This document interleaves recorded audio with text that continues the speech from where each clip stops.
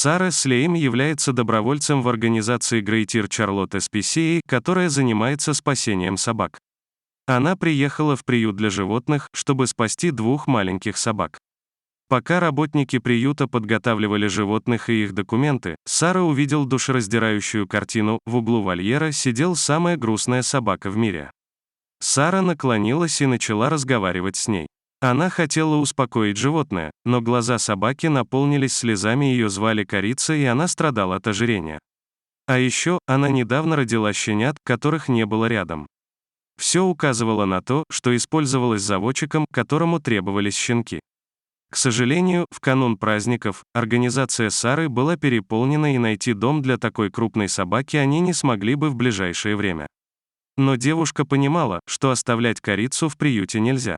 Тогда она сняла видео и разместила его на своей страничке в Facebook, которая в первый же день это видео посмотрели более 700 тысяч раз.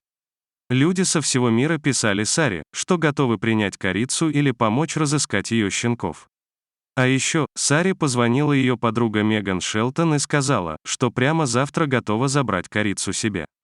Сара очень хорошо знала Меган, поэтому понимала, что для песика это будет замечательным вариантом. «У меня особая любовь к питбулям», — рассказывает Меган. «Я думаю, это самая непонятая порода в мире. И когда я увидела Корицу, которая плачет в вольере, я не могла сдержать слез. Вместе со мной плакали и мои дети. Муж сказал, что завтра с утра мы поедем и заберем ее. Утром у дверей приюта стояла очередь. Приехало несколько семей, которые хотели принять нашу героиню. Но семья Меган знала, что такое возможно, поэтому они приехали очень рано и были первыми в очереди. Встречу с Корицей они запомнят надолго. Они влюбились в нее с первой секунды, и это было взаимно. Она невероятно сладкая девочка. Она поцеловала всех нас и не переставала вилять своим хвостом. Они заполнили документы и на следующий день смогли забрать Рози, так теперь ее зовут, из приюта. У семьи Шелтон дома жил трехлетний питбуль Блю. И семья немного переживала, как он отнесется к новому члену семьи. Они не хотели дать Рози 3 дня, чтобы она освоилась в новом доме перед встречей с Блю. Поэтому ее отвели сразу же в спальню, вместе с ее новыми игрушками и кроватью. Но что-то пошло не так. Рози и Блю сидели с двух сторон запертой двери и жалостно скулили. Кажется, они сообщали своим владельцам, что не стоит ждать 3 дня. Но действовать надо было осторожно.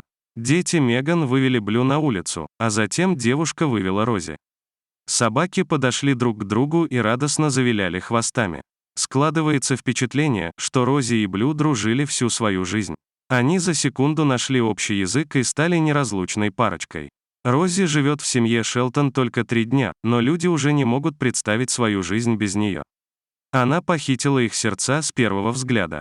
Как выяснилось чуть позже, Корица попала в приют в воскресенье, и вместе с ней там оказались еще несколько десятков собак. В приюте не было возможности оставить всех псов. Корица попала в список смертников, и на следующий день ее бы усыпили.